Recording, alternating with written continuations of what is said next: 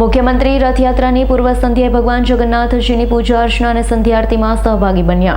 ભગવાન જગન્નાથજીની અમદાવાદમાં યોજાનાર 148મી રથયાત્રાની પૂર્વ સંધ્યાએ મુખ્યમંત્રી ભૂપેન્દ્ર પટેલ જગન્નાથ મંદિર ખાતે પૂજા અર્ચના અને સંધ્યા આરતીમાં સહભાગી થયા. ભગવાન જગન્નાથજીના દર્શન કરી મુખ્યમંત્રી શ્રીએ ધન્યતા અનુભવી છે. રથયાત્રા માટેનો સૌનો ઉત્સાહ હર હંમેશ જળવાઈ રહે અને રાજ્યના નાગરિકોની સુખ, શાંતિ અને સમૃદ્ધિ સતત વધતી રહે.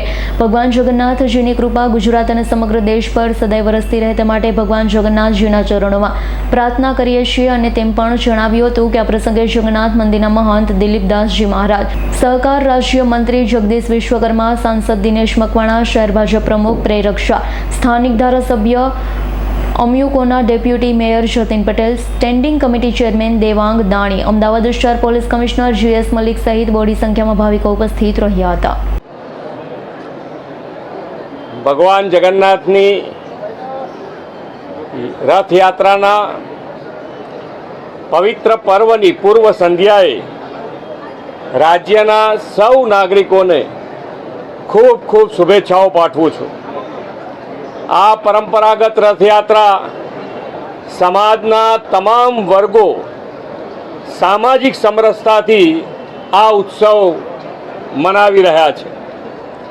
આ ઉત્સવ દરેક જણ ખૂબ સારી રીતે આ આનંદ ભગવાન જ્યારે પોતે દર્શન આપવા આવતા હોય એ દર્શનનો લાવો લેવા માટે દરેક જણ, દરેક વ્યક્તિ ખૂબ સારી રીતે દર્શન કરી શકે એ માટે સરકાર અને પોલીસ તંત્રએ ટેકનોલોજીનો ઉપયોગ કરીને ખૂબ સારી વ્યવસ્થા કરી છે.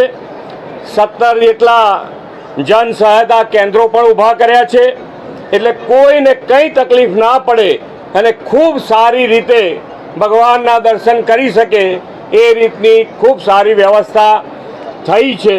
અને એનો લાવો દરેકે દરેક ભક્તજનોને મળે એવી શુભેચ્છાઓ. સંજીવ રાજપૂતનો રિપોર્ટ, S9 ન્યૂઝ, અમદાવાદ. અમારી તમામ માહિતીથી અપડેટ રહેવા માટે જોડાયેલા રહો S9 ન્યૂઝ સાથે.